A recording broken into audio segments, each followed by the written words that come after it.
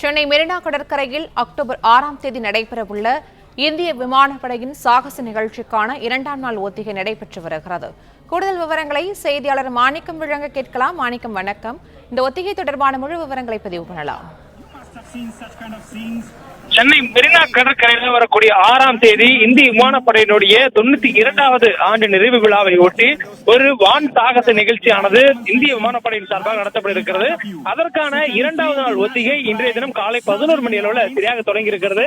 முதல் கட்டமாக ஆகாஷ் கங்கா அணியினர், அதே போன்று MI-17B5 என்ற ஹெலிகாப்டர் போர் ஹெலிகாப்டர் மூலமாக வீரர்கள் வானிலிருந்து கீழே இறங்கி பணைய கைதிகளை பிடித்து வைத்திருக்கக்கூடிய பயங்கரவாதிகளை வீழ்த்தக்கூடிய ஒரு பயிற்சியானது மேற்கொள்ளப்பட்டிருந்தது. இந்த பயிற்சியில ஈடுபட போடும் முன்னதாக ஆகாஷ் கங்கா அணியினர் வானில் 2000க்கும் மேற்பட்ட அடியில இருந்து மேலிருந்து கீழே குதித்தார்கள். பாராசூட் உதவியுடன் அவர்கள் துல்லியமாக எதிரிகள் எந்த இடத்தில் இருக்கிறார்கள் கண்டறிந்து அந்த பகுதியில தரையிறங்கினார்கள். அதற்கு பிறகாக அவர்கள் இறங்கிய இடத்திற்கு சிக்னல் கொடுக்கப்பட்டது. அதாவது அவர் எங்க இறங்கியிருக்கிறார்களோ அந்த பகுதிக்கு ஹெலிகாப்டருக்கு சிக்னல் கொடுக்கப்பட்டது போன்ற ஒரு ஒத்திகை மேற்கொள்ளப்பட்டது. அதன் அடிப்படையில் MI-17B5 என்ற 2 விமான ஹெலிகாப்டர்கள், போர் ஹெலிகாப்டர்கள் அதுல அந்த பகுதிக்கு வந்திருந்தன. அதில் இருந்து மொத்தம் 28 வீரர்கள் அந்த ஹெலிகாப்டரில் இருந்து கயிறு மூலமாக கீழிறங்கிறார்கள். மணிக்கு 185 கிலோமீட்டர் வேகத்தில் அந்த ஹெலிகாப்டர்கள் அந்த சிக்னல் கிடைக்கப்பட்ட இடத்திற்கு வேகமாக வந்திருந்தன.